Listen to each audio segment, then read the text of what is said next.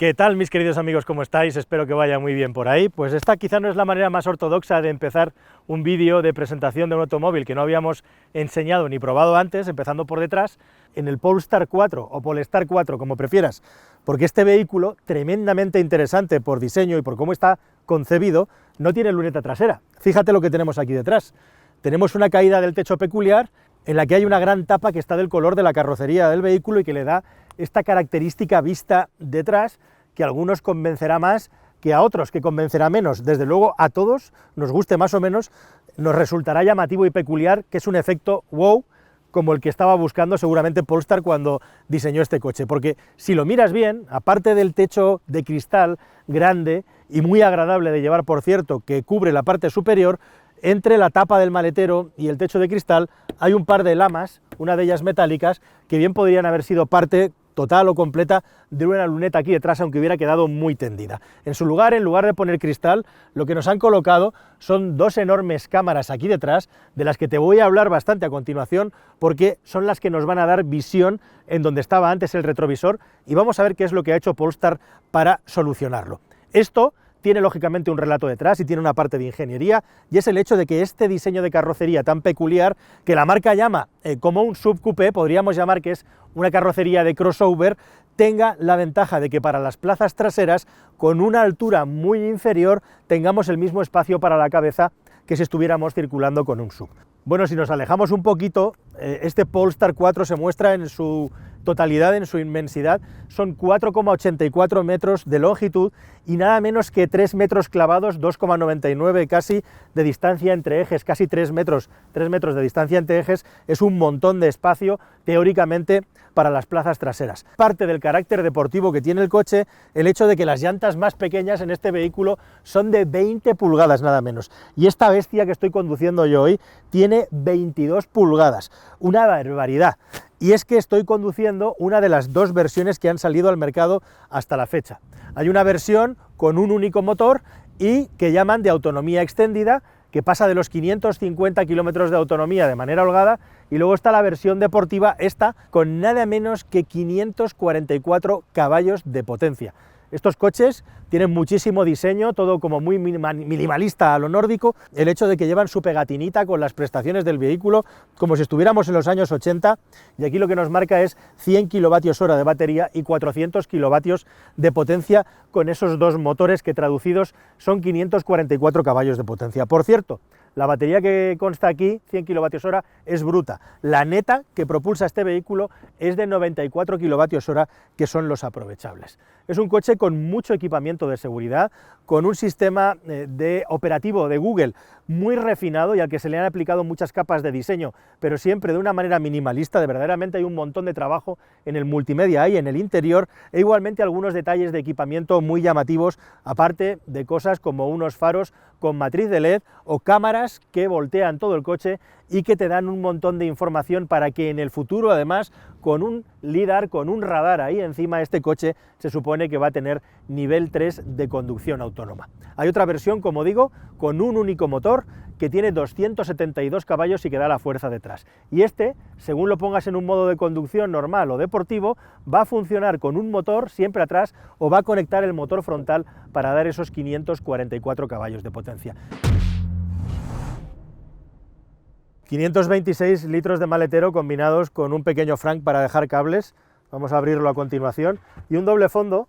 Tenemos posibilidad de tener el maletero a doble altura y luego también una cubeta debajo, en la que yo, por cierto, he dejado mis cachivaches para grabar y las cosas que llevo de viaje con mi mochilita que me acompaña siempre, y que bueno, viene muy bien también por dejar las cosas más escondidas y sobre todo para que no vaya bailando cuando vamos circulando por una carretera de montaña. Esto se puede dejar bastante bien y bastante plano. Un maletero apañado, la verdad, suficiente, y por cierto, con el detallito, aparte del equipo de música, de que si llevamos alguna mascota y la mascota necesita aire o lo que sea, se puede abrir con esta tapita para comunicar la parte interior del vehículo con la parte del maletero. Igualmente una toma de corriente, eso sí, hasta 12 voltios nada más, pero con unos 180 vatios de potencia que nos pueden sacar de más de un apuro de cara a conectar algún dispositivo aquí. Y luego un frank muy práctico, que además es más fácil de abrir que un capó convencional, 2 toques y ya el coche sabe que quieres abrir este maletero, no tienes que tocar ninguna palanca, directamente abres y nos encontramos con todo este fondo cubierto en el que hay una tapa que podemos abrir y nos da pues para colocar aquí un cablecito y nada más, ¿verdad? O algún bolsito o una mochilita pequeña, simplemente para eso. Es más bien un habitáculo para un cable que un maletero en sí mismo. Por lo menos aquí queda recogido.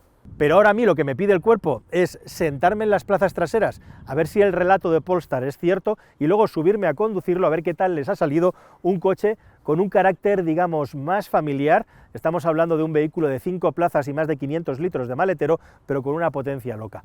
Vamos a echar un vistazo detrás y lo hacemos al revés, desde atrás hacia adelante. Venga, vamos a verlo. Muy buenas, vamos para adentro. Hemos dejado el asiento del copiloto en una posición bastante retrasada, más que la que yo llevaría, y aún así, fíjate, sí, efectivamente, aquí hay un montón de espacio en las plazas traseras. No podemos llegar a meter los pies por debajo del asiento, se me quedan nada más las puntas de los dedos por debajo, porque el asiento en este caso está muy abajo, pero da igual, aquí hay espacio para las rodillas y efectivamente hay un montón de altura, lo que viene también favorecido por el hecho de llevar un techo de cristal que hace que suba respecto a un techo normal al no tener tapa, y la sensación que hay aquí detrás es de muchísima holgura, y además por el hecho precisamente de tener esa holgura, la inclinación de la banqueta es la correcta.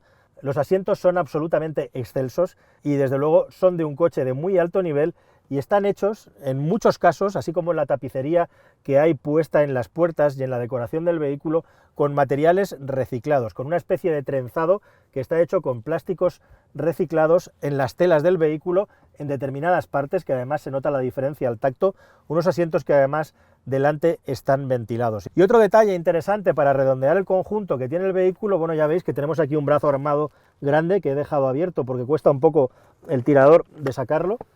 Tenemos un punto aquí para poder cargar el teléfono móvil cuando vayamos de viaje, y aquí tenemos dos botones que están replicados aquí y que sirven para poder variar la inclinación de la banqueta trasera, de tal manera que aunque no tiene regulación del respaldo, si tú te quieres echar para atrás para echar una cabezada, el asiento lo puedes echar atrás y la posición que queda aquí es la mar de cómoda, la verdad, la mar de agradable.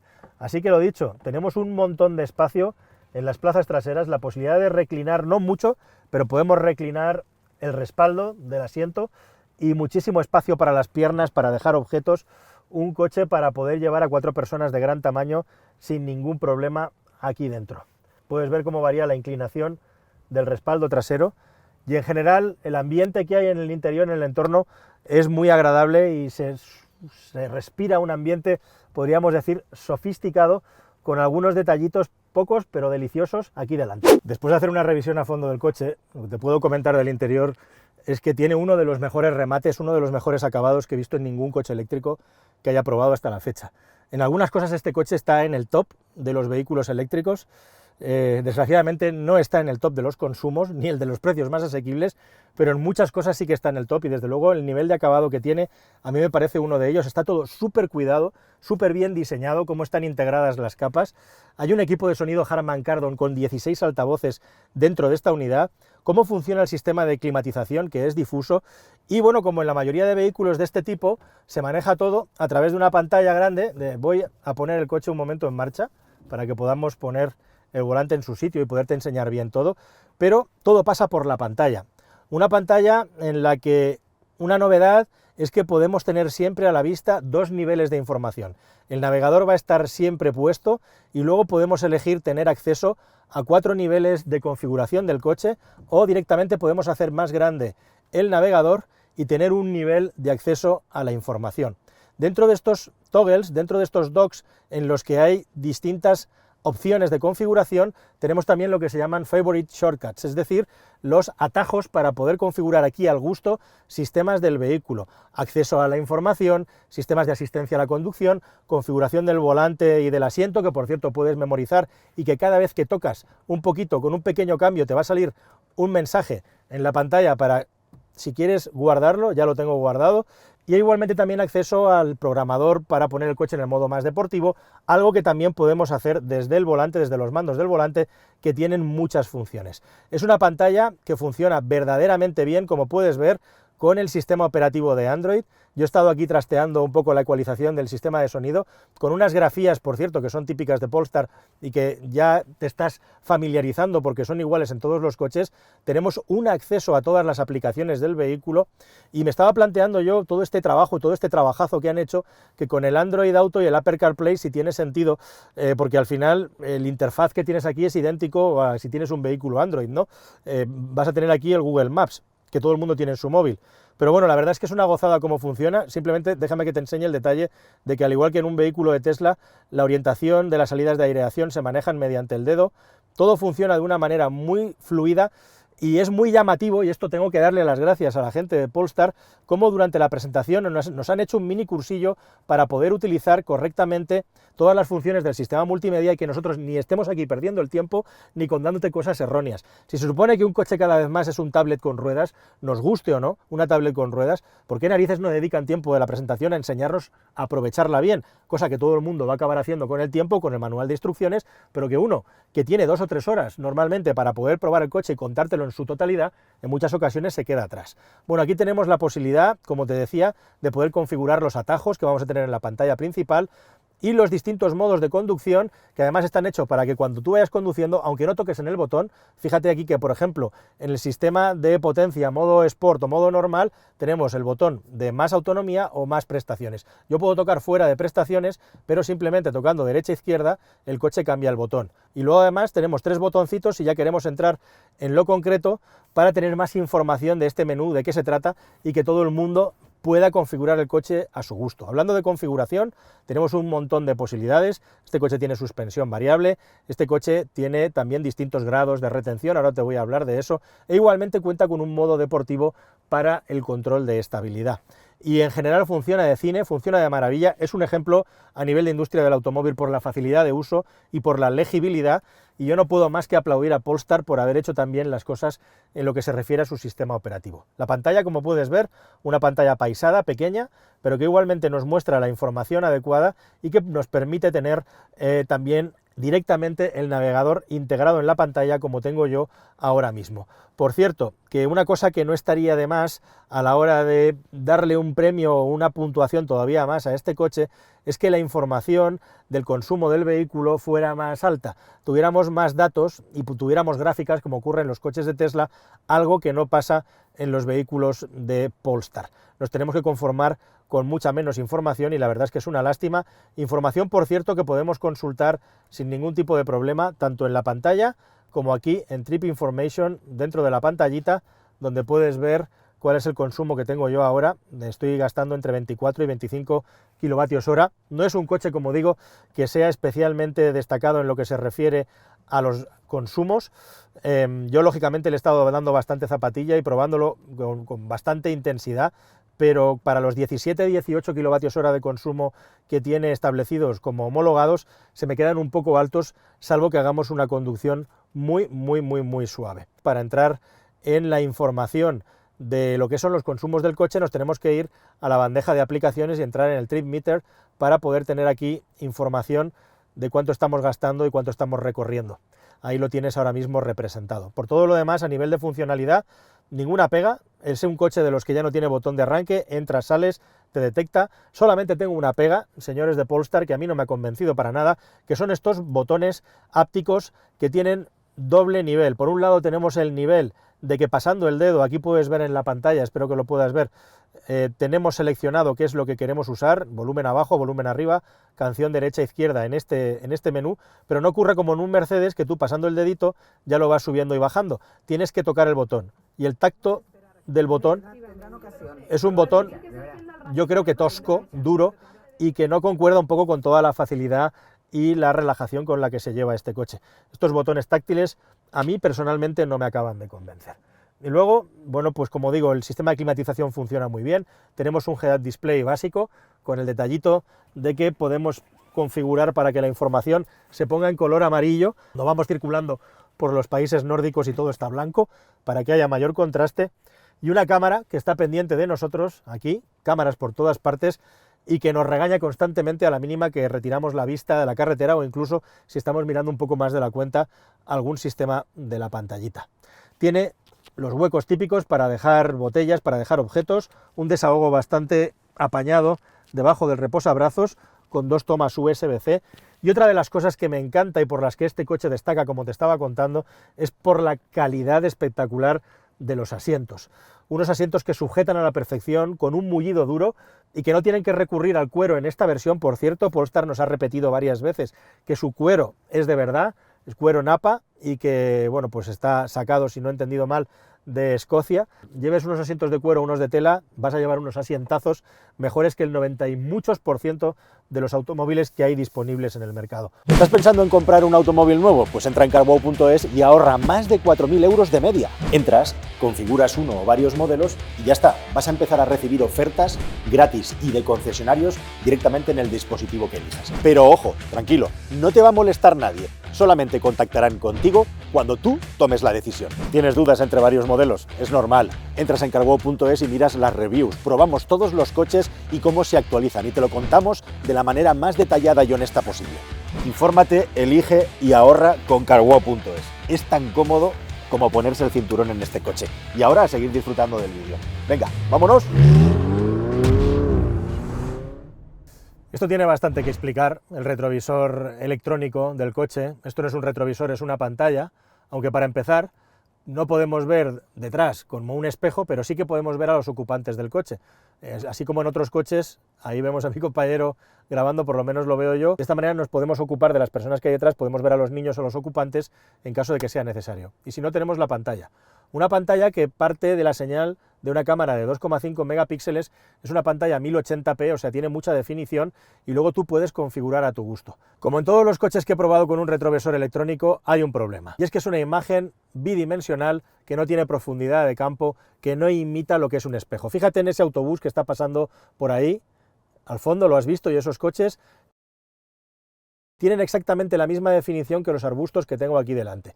Y la sensación cuando vas conduciendo y echas la mirada aquí es que te falta esa profundidad que te da un espejo y que aquí no hay. Además, en este coche lo han colocado en este módulo debajo de las pantallas y está muy cerca de la vista. Al principio cuesta un poco enfocar, es un poco más cansado y no es un sistema que a mí personalmente me convenza respecto a un espejo convencional. En este caso, como no tenemos visión hacia atrás, era o esto o nada. O sea que mejor tener esto que nada, aunque los retrovisores exteriores funcionan perfectamente.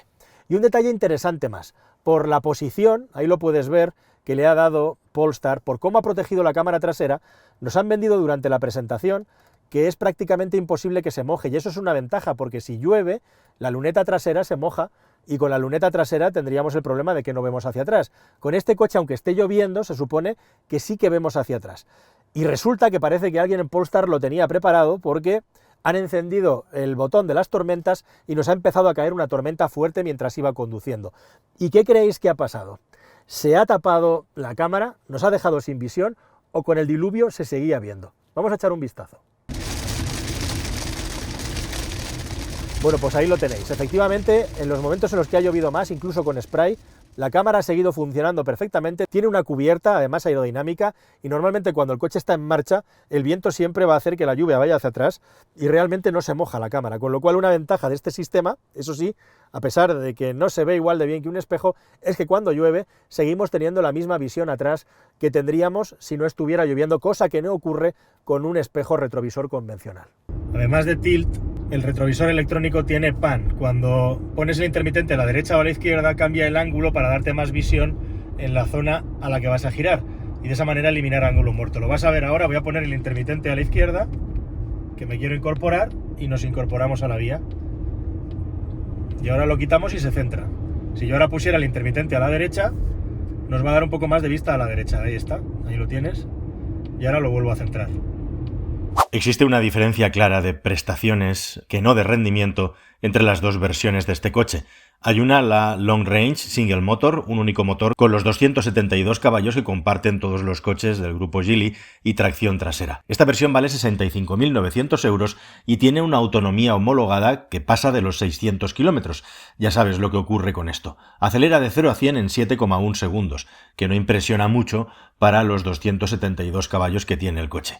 Es un vehículo más orientado hacia la autonomía y hacia el confort. Y luego está la versión doble motor, que a su vez tiene dos vertientes, siempre con 544 caballos de potencia y dos motores. Es un coche 4x4 con supuestamente solo 30 kilómetros menos de autonomía aproximadamente, se conforma con 580, pero este hace el 0 a 100 en 3,8 segundos. Hay un salto muy importante. Y además hay un pack performance dentro de esta versión de doble motor y 544 caballos que le da todavía más deportividad, con un tarado especial para la amortiguación de dureza variable ZF que llevan todas las versiones. Este, como digo, tiene un ajuste específico de los amortiguadores y además de algunos detalles de decoración, como puedes ver, añade unos frenos Brembo que tienen un tacto verdaderamente espectacular y sobre todo unos gigantescos neumáticos de 265 en las ruedas delanteras y nada menos que 295 en las ruedas traseras, con perfil 35 y llanta de 22 pulgadas. Es en esta configuración en la que he conducido el coche la mayor parte del tiempo y las sensaciones, te tengo que decir, que son impresionantes. Es un vehículo con una estabilidad lateral brutal, como corresponde a unos neumáticos de este tamaño, y que prácticamente vira plano independientemente de la velocidad a la que acometas las curvas. Lo que me llama mucho la atención es el tacto duro, rígido que tiene el vehículo y que en ningún momento pierde esa dureza, pierde esa sensación de tacto preciso, independientemente del tipo de conducción que estés haciendo más o menos relajada. Y cuando lo llevas al límite, se puede ir a velocidades verdaderamente siderales por curvas con este coche. Es impresionante cómo se aguanta con el peso que tiene. Lo que noto es que igualmente no pierde tacto, como le pasa a muchos coches eléctricos, con una dirección asistida eléctrica que es incapaz de seguir el ritmo del volante con los cambios de dirección rápidos y se endurece, o con un tacto de los frenos que desfallece. Aquí no pasa nada de eso hasta donde hemos podido probar, y con un asfalto liso el tacto de conducción es verdaderamente propio de los mejores coches que hay en el mercado, así en términos absolutos y sin ningún género de dudas, siempre contando de que estamos hablando de la versión dual motor y con el pack performance. Lo interesante es que cuando el suelo se rompe, no es un coche que sea brusco o duro y por lo tanto las buenas sensaciones de conducción se mantienen en todo momento. La rigidez estructural del vehículo es en este coche de esas que se sienten y que te convencen, y esto se combina con un uso normal, que es el que le va a dar el usuario medio, en el que el silencio y el confort de rodadura es muy elevado y muy apreciado por tanto. Por lo tanto, tenemos de una manera óptima en un coche dos caras completamente distintas. Un toque familiar en este producto e igualmente también un toque deportivo sin ambajes si optas por las versiones más potentes con este pack especial. Con las versiones normales todo esto se matiza bastante, pero el Polestar 4 sigue siendo una referencia por ese equilibrio que tiene entre vehículo para divertirse y vehículo de corte familiar. El equipamiento se puede completar con muchísimos extras, entre los que están un sistema de asistencia a la conducción con nada menos que 12 cámaras y un radar, además de tener el coche completamente rodeado de ultrasonidos, lo que le permite poder hacer cambios de carril, como ocurre en otros coches punteros en este aspecto, sin tener que intervenir con el volante, simplemente indicando las maniobras. Por rendimiento y por resultado final, el Polestar 4 se sitúa más cerca de vehículos de alta gama, como puede ser un BMW M o como puede ser un Porsche, que de otras marcas de coches que tienen precios claramente más bajos. Son vehículos minimalistas en los que la sencillez no significa que sean cutres o que sean malos, sino todo lo contrario. Pero este tipo de concepto tan al límite y con una imagen de marca que cuesta todavía de comunicar hacen que sean coches unido al precio que se ven y se van a ver muy poco en el mercado español, precisamente porque no es una marca que tenga un relato escrito de lujo, pero Polestar intenta cambiarlo a toda velocidad a pesar de las dificultades que está teniendo, puesto que muchos usuarios prefieren comprar otras marcas de precio menor cuando estamos hablando de productos eléctricos, como es el caso. Indudablemente, al margen de eso, con sus 94 kWh de batería, con su sistema para poder cargar en el exterior también, y con todo el equipamiento de serie y opcional que tiene, más el comportamiento dinámico y lo bien concebido que está el vehículo como producto, es un coche absolutamente recomendable para quien se pueda gastar los entre 65 y 80.000 euros que te vas a gastar en función de los extras que elijas. Es un vehículo además que, para romper ese toque anodino, tiene esa particularidad de no tener luneta trasera, un detalle de diseño que ayuda a tener unas plazas traseras muy espaciosas, pero también algunos detalles que no mejoran lo que ya existe, como el retrovisor electrónico interior, que requiere de un periodo de adaptación. Nada más, queridos amigos, aunque solo sea como curiosidad, espero que esta prueba os haya parecido interesante. El Polestar 4 es un cochazo y me apetecía mucho contártelo tal y como yo lo he vivido. Hasta el siguiente vídeo, querida familia. Adiós.